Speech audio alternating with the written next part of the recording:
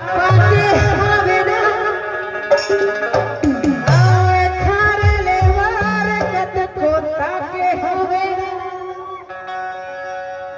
और बारी में पाताली दूधम पाके हवे ना आए खारे ले वार कत को ताके हवे ना एक मिनट का भाव दे दो मैं हाँ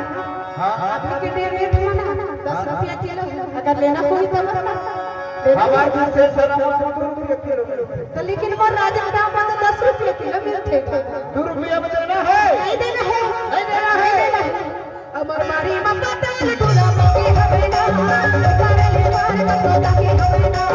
मारी में